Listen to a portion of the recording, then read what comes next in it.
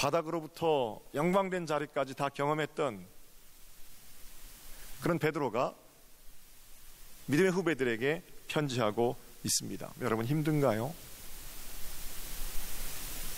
각종 미혹으로부터 또는 각종 탄압으로부터 각종 이간질로부터 굳건히 믿음을 지켜가세요. 베드로의 편지입니다. 그리고 여러분 예수 그리스도를 아는 지식에까지 자라가야 합니다. 베드로는 이 말 하고 싶은 거예요. 첫 번째 편지, 두 번째 편지의 결론이 베드로후서 마지막 부분에 있습니다. 3장 17절 18절. 이 베드로의 의도를 알고 있으면 우리 오늘 본문을 읽기가 좀 쉬워요. 한번 보여주세요. 베드로 전후서 마지막 부분입니다. 그러므로 사랑하는 자들아, 너희가 이것을 미리 알았은즉 무법한 자들의 미혹에 이끌려 너희가 굳센 데서 떨어질까 삼가라.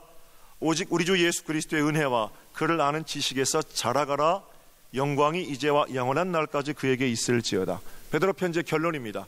각종 시험과 환난, 미혹을 겪고 있는 그리스도인들에게 여러분 자라가야 합니다. 떨어지지 않도록 주의하십시오. 자신이 겪었던, 예수님을 가장 가까이서 모셨던 자신이 겪었던 수많은 인생의 희로애락, 거기 이 편지는 아주 단단하게 붙어있는 겁니다. 그냥 말하기 좋아하는 사람들이 하는 말이 아니고 자신이 겪었던 인생의 실패와 절망, 그리고 그 실패와 절망을 환희와 찬송으로 바꾸시는 하나님을 경험했던 베드로가 자신의 삶을 단단한 담벼락 삼아서 이 편지를 삶에 붙이고 있다라는 겁니다. 그래서 한마디 한마디가 우리들의 가슴에 들어와서 박히는 거지요. 오늘 본문은 아까 말씀드린 것처럼 두 가지를 얘기합니다. 그리스도에게까지 자라가는데 방해가 되는 것들, 두 번째는 그리스도께 자라가는데 필수적인 것들. 먼저 1절을 볼까요? 방해 요소들입니다. 1절 다 같이 한 목소리를 읽을게요. 1절 시작. 그러므로 모든 기만과 외식과 시기와 모든 비방하는 말을 버려라. 그리스도께로 자라가는데 5가지 방해 요소가 있습니다. 첫 번째는 악독입니다. 악독이 있으면 자라지 못합니다. 그리스도인들은 악독한 사람들이 아닙니다. 에베소서에 사도 바울은 편지하기를 마음에 품고 있는 악독이 성령님을 근심하게 한다, 이렇게 말하고 있습니다. 남을 해하기 위해서 계획하고 진행하는 모든 일들이 악독입니다. 여러분에게는 악독이 있습니까? 없습니까? 사람이 일시적으로 그럴 수 있습니다.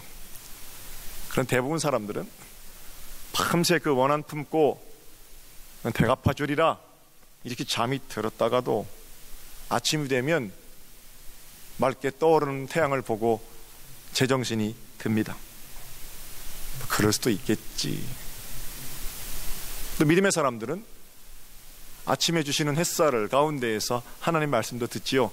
우리 예수님 어떻게 하셨나? 이건 악독한 게 아닙니다. 그런데 악독은 달라요. 기어이 그 계획한 나쁜 짓을 저지르는 겁니다. 그리고 악독은 성령님을 근심하게 합니다. 젊은 동역자인 디도에게 사도 바울은 편지를 보내는 디도서이거든요. 뭐라고 하냐면 우리도 전에는 악독한 사람이었다 디도야, 그래요.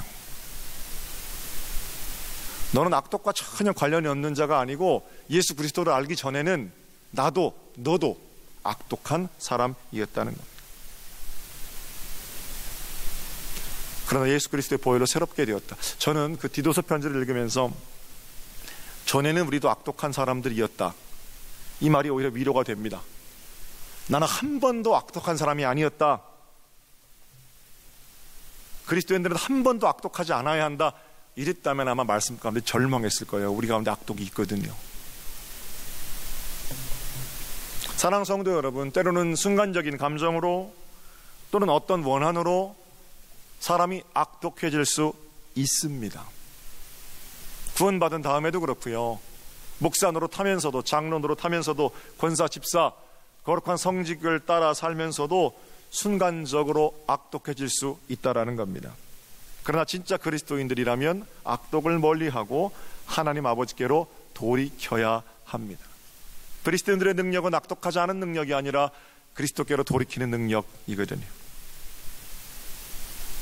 악독은 그리스도인의 성품이 아닙니다. 그리스도의 보혈이 우리의 모든 과거의 악독들을 씻어낸 줄로 믿습니다. 이제 여러분 구원받은 자답게 악독을 멀리하며 사십시오. 순간적으로 그렇더라도 돌이키는 것, 이 위대한 능력 가운데 사는 것이 우리의 어떤 삶이겠죠. 두 번째 방해 요소가 있어요. 두 번째는 기만입니다. 기만은 속이는 거예요. 원어는 돌로스라는 단어인데, 돌로스는요 미끼로 끌어들인다는 뜻이 있습니다. 그리스도인들은 속이며 살지 않습니다. 정직하게 삽니다. 그리스도인들은 자신의 출세를 위해서 누군가를 희생양으로, 누군가를 미끼로 끌어들이지 않습니다. 함께 악을 저지를 사람들을 찾아다니며 수군거리지 않는다는 거예요. 미끼로 끌어들이는 건 마귀가 자주 쓰는 전략입니다. 때로는 우는 사자처럼 믿는 사람들을 협박합니다. 때로는 광명의 천사로 가장해서 믿음의 사람들을 미혹합니다. 마귀는 절대로 자신이 먼저 칼을 맞는 법이 없습니다. 사람들을 미끼로 사용합니다. 그러나 우리 예수님은 어떠세요? 우리를 미끼로 사용하시는 것이 아니라 우리를 건지시기 위해서 자신이 미끼가 되시는 분이세요. 이 좋으신 예수님이 사탄 마귀와 결정적으로 다른 거죠. 우리를 건져 올리시기 위해서 친히 당신께서 십자가 위에서 미끼가 되어주신 분, 바로 그분 우리가 모시고 있는 예수 그리스도십니다. 그리스도인으로 산다는 것은 악한 일에 끌려다니지도 않고 악한 일로 사람을 끌어들이지도 않습니다. 부디 속이는 일, 기만 좀 제발 좀 분별하시고, 그럼 멀리 하셔서 날마다 그리스도의 장성한 분량까지 자라가는 큰 복이 여러분들의 것이 되시기를 주님의 이름으로 축복합니다. 세 번째 걸림돌이 있어요. 모든 악독과 모든 기만과, 세 번째는 외식이라고 말합니다. 휘포크리노마이라고 단어거든요. 휘포크리노마이, 이 말은 가면 쓰고 하는 연극 같은 거예요. 겉과 속이 다른 겁니다. 생명이 없죠. 할머니 산소에 저도 다녀왔는데 무덤 앞에 화병이 있는데 1년 전에 꽂아둔 꽃이 그대로 있습니다. 시들지 않았어요. 기적이 아니라 그게 조화기 때문에 그래요. 가짜 꽃은 시들지도 않지만 자라지도 않습니다. 안에 하나님을 향한 사랑이 없어요. 안에 사람을 향한 그리움, 사람을 향한 따뜻한 마음, 이런 거 없어요. 그런데 그거 있는 척 하려니까 얼마나 괴로워요. 포장 요란하게 하는 거죠. 억지로 뭘 해보려고 하는 거죠. 그럴듯하게 보이려고 치장하고, 그러나 겉이 화려하면 화려할수록 명과 실이 상부하지 않은 내용 가지고 살면 냄새만 지독한 겁니다. 아마 편지를 쓰면서 베드로는 이런 생각했을 겁니다. 사도행전 10장에 고넬료의 가정에 가서 안수하는, 설교하는 얘기가 있거든요. 베드로가 환상 중에, 기도하는 환상 중에 어떤 모습들을 보게 되는데, 하늘이 열리고 한 그릇이 내려옵니다. 그 그릇 안에 율법으로 지정된 각종 더러운 것들이 있습니다. 주님께서 베드로에게 베드로야 그거 먹어라 그러시거든요. 베드로가 뭐라고 그래요? 안 먹겠습니다. 아니 저 더러운 것들을 내가 어떻게 먹습니까? 예수님께서 뭐라고 그러시냐면, 하나님이 깨끗하게 하신 거 너 그거 더럽다고 하지 말아라. 3번 똑같이 이런 환상을 봅니다. 그때 방문이 똑똑똑 두드려. 누구십니까? 고넬료가 보낸 사람입니다. 고넬료가 누군데요? 이방인이거든요. 지금 로마의 통치를 받고 있으니까 겉으로는 화친한 척 하고 있지만 마음속엔 뭐가 있어요? 자기는 선택받은 유태인이고 더러운 로마 사람, 더러운 이방인, 이런 생각들이 있거든요.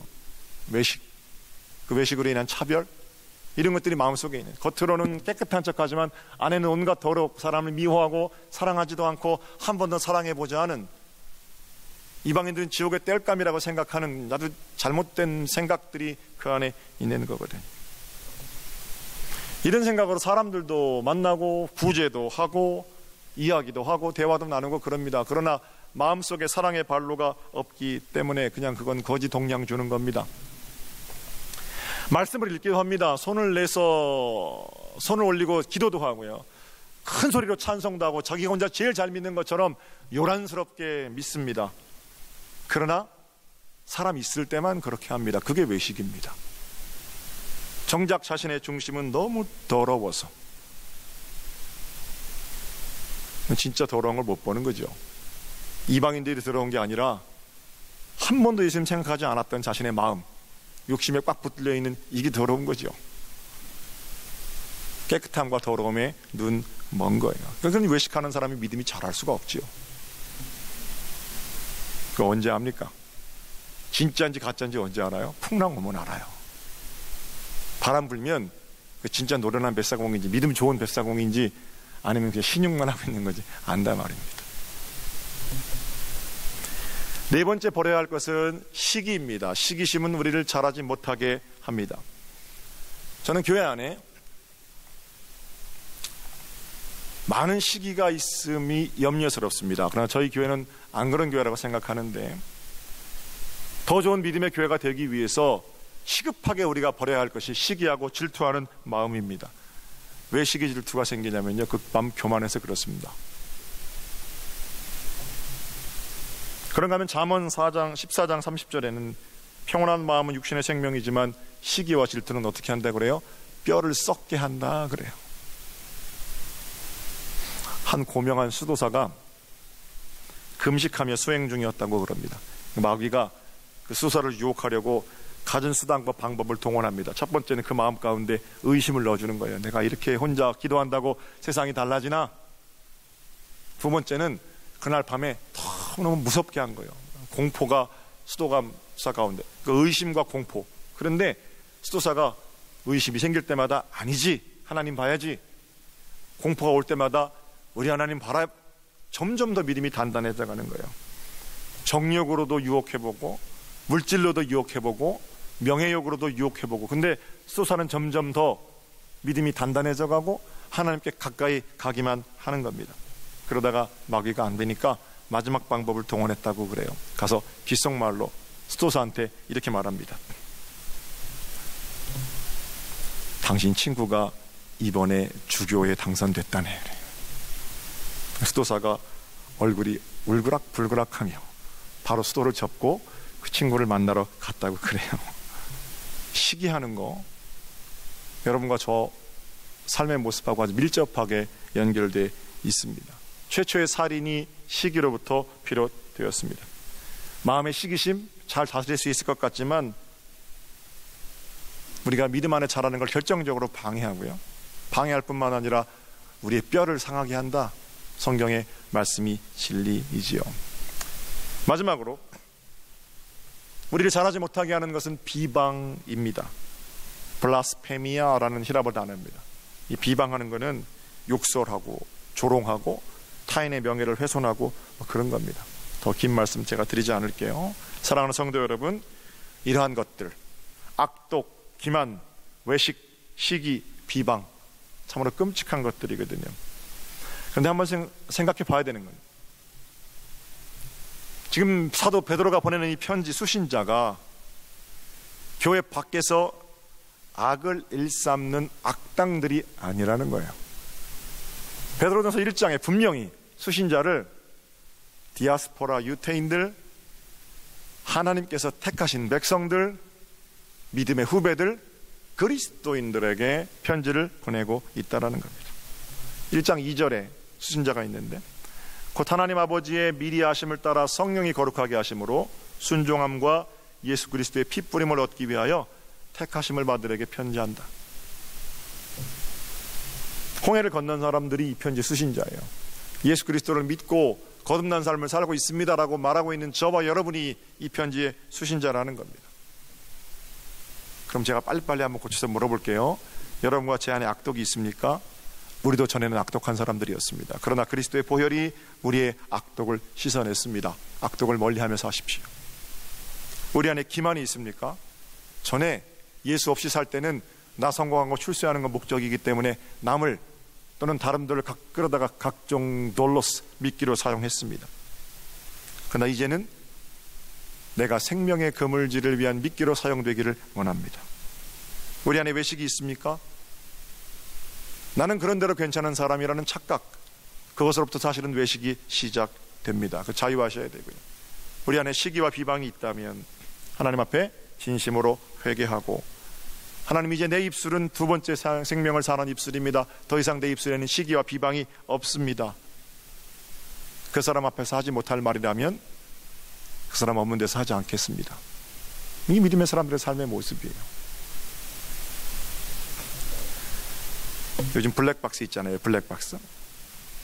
차마다 한번, 저도 그렇고 여러분도 그렇고, 차마다 있는 블랙박스를 한번 다 걷어다가 운전하고 가면서 혼자 뭐 했는지, 무슨 말 했는지, 나하고 아내하고 있을 때, 나하고 가까운 사람하고 있을 때 내가 다른 사람 어떻게 하며 갔는지 그거 좀 틀어봤으면 좋겠어요. 다른 사람 앞에서 하지 못할 말은 차 타고 혼자 가면서 내 아내하고 그렇게 하는 것도 아니죠. 믿음의 사람들이 블랙박스님 앞에서도 분명하지 못하면 하나님 앞에서 하나님 다 보고 계신대요. 자, 하나님 힘을 주세요 의지하면서 악독, 기만, 외식, 시기, 비방 멀리하며 믿음의 진보를 이뤄가는 복 있는 여러분이 되시기를 우리 주님의 이름으로 축복합니다. 자, 그럼 이제 신나는 것들 한번 생각해 볼게요. 2절입니다. 한 목소리로 우리가 추구해야 될 것들이죠. 갓난아기들, 시작. 갓난아기들 같이 순전하고 신령한 저절 사모하라. 이는 그로 말미암아 너희로 구원에 이르도록 자라게 하려 함이라. 할렐루야. 순전하고 신령한 저절 사모하라. 물론 순전하고 신령한 전 예수 그리스도이십니다. 그러면 생명의 떡이신, 말씀이 육신이 되신 예수 그리스도, 그분을 사모하는데 그분은 순전한 분이십니다. 그분은 거룩한 분이십니다. 어떻게 사모하라고 그래요? 갓난아기들 같이 사모하라고. 갓난아기들 같이 사모하는 거는요, 그 젖 없으면 죽을 것처럼 사모하라는 거예요. 다른 것들 다 있는데 예수님 있으면 더 좋지요, 이 정도가 아니고, 지금이야 갓난아기들 이유식도 먹고 분유도 먹고 그렇습니다만 갓난아기들 엄마 젖 없으면 죽잖아요. 유일한 양식이잖아요. 마치 유일한 양식인 것처럼 내가 예수 그리스도 없으면 당장이라도 죽을 것처럼 간절함으로 예수 그리스도를 향한 정말 아주 치열한 배고픔으로 그렇게 예수님을 사모하라는 거예요. 생명의 떡이신 예수 그리스도, 그분을 여러분 얼마나 사모하고 계십니까? 갓난아기들 같이 정말 그분 없으면 죽을 것처럼 그분을 사모하고 계십니까? 내가 먹는 것이 바로 나 자신이다. 우리가 먹는 것이 바로 우리 자신이다. 누가 말했는지는 모르지만 유명한 말입니다. 정확한 통계인지 제가 잘 모르겠어요. 그런데 우리 몸의 세포 주기가 변화되는, 세포 주기가 체인지 되는 그런 어떤 시간이 있다고 그럽니다. 위장세포는 2시간 30분, 백혈구는 평균 48시간, 정자는 이틀에서 3일, 피부는 28일, 아토피, 여드름, 습진, 무좀 이런 게 28일이면 바뀐다는 거예요. 세포가. 두피세포는 2개월, 적혈구는 4개월, 뼈, 근육, 장기세포는 120일에서 200일, 손톱, 발톱은 6개월 새로 바뀐다는 거죠. 신경세포와 뼈 조직은 7년에 한 번씩 세포가 새롭게 바뀐답니다. 만약에 이게 사실이라면 신경조직하고 뼈를 빼면 사람이요 6개월마다 한 번씩 새 몸 가지고 사는 거예요. 신경, 뼈 이런 거 다 포함해도 7년에 한 번씩은 새 몸 가지고 사는 거예요. 육신이 물질만이라면. 그러니까 저는 지금 40대 중반 후반이니까 저는 지금 7번째 몸을 살고 있는 중입니다. 70살 되신 분들은요 10번 새로운 몸으로 사신 거고 71세부터는 11번째 몸으로 사시는 거예요. 내가 먹은 것이 나 자신입니다. 육신에만 보더라도 그렇게 우리가 생각할 수 있겠습니다만 어떻게 사람이 그 몸으로만, 물질로만 구성되어 있겠어요. 영적인 부분에도 우리가 적용하면, 하나님 말씀을 먹으면 그 말씀 먹은 자는 하나님이 되는 거예요. 예수 그리스도 생명의 양식을 먹어야 예수님처럼 될 수 있습니다. 밤낮 예수님 되겠다고 노래하고 말하고 이래서 되는 게 아니고, 예수 그리스도를 먹어야. 그럼 예수 그리스도를 먹는 건 뭔데요? 귀로, 눈으로 하나님 말씀을 듣고, 그분이라면 어떻게 하셨을까 묻고, 그분과 교제하면서 어떻게 해요? 갓난아기들 같이 그렇게 신령한 저들 사모하는 그런 중심 가운데 우리가 예수님처럼 되고 예수님처럼 사는 진짜 그리스도인으로 변화될 가능성이 있는 거죠. 문제는 먹지도 않고 자라려는 데 있어요. 새로운 성령의 숨, 예수 그리스도께로부터 새로운 어떤 영적인 세포들, 놀라운 능력이신 예수 그리스도 그분께 공급받지 않고 나서 우리 욕심으로만 자라려고 한다고 하면 먹는 것이 내가 되는데 매같이 그런 더러운 것만 먹는데 더러운 내가 될 수밖에 없겠죠. 악독, 비방, 시기, 위선, 기만 이런 것들을 먹고 사는 내가 예수님처럼 되겠다라는 것이 어불성설이라는 겁니다. 속회로 모이게 됩니다. 이제 다시 속회 이제 2달 정도 남았어요. 2달 반 정도. 속회 모이게 되면 속장님들이 물을 겁니다. 여러분, 우리 가운데 악독, 기만, 외식, 시기, 비방 어떤 것들이 아직 남아있나요? 진솔하게 버려야 될 것들을 가지고 하나님 내 힘으로 잘 안 되지만 도와주세요 기도하고, 두 번째 질문이 뭐냐면요, 어떻게 순전하고 신령한 젖을 드시면서 살고 있나요? 이게 질문이에요. 너무 바빠서 예수님 말씀 들여다볼 힘도 없고 너무 바빠서 십자가 묵상할 시간이 없습니다. 나도 너무 바빠서 너를 구원할 시간이 없구나. 그러시면 어떡할 거예요?